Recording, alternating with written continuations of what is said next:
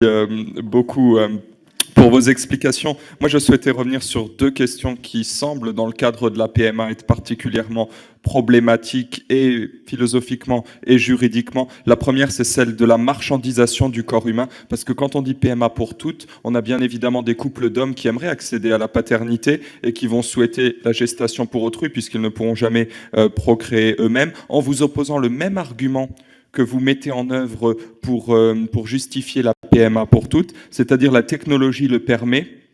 À l'étranger, ça se fait. Donc aujourd'hui, de toute façon, les gens iront déjà à l'étranger. Donc on aimerait y accéder pour des raisons de stricte égalité. D'abord, ce sera de la GPA altruiste, puis indemnisée officieusement, malheureusement, et ensuite officiellement. Donc derrière toutes ces questions, on a à terme très rapidement la question de la marchandisation du corps humain qui se pose avec de réelles problématiques. Et ma deuxième question, c'est celle de l'accès aux origines. Il y a une chose qu'on ne peut pas démentir, c'est que pour faire un enfant, il faudra toujours un gamète masculin, un gamète féminin. Et on s'apprête à avoir très concrètement des générations d'enfants sans père et qui ne pourront pas savoir qui il est. Plusieurs collègues l'ont relevé tout à l'heure. Le don est anonyme et on voit bien les problématiques juridiques que cela pourrait soulever, de lever cet anonymat pour permettre aux enfants de les connaître. C'est-à-dire ils auraient la possibilité de se retourner vers le père pour lui demander des comptes. Et à contrario, si on ne le fait pas, ils auront toujours le doute de savoir qui est leur père. Et dans la construction de l'identité, même s'il y a des grands-parents, même s'il y a des mamans aimantes, et ça je ne le remets pas en question,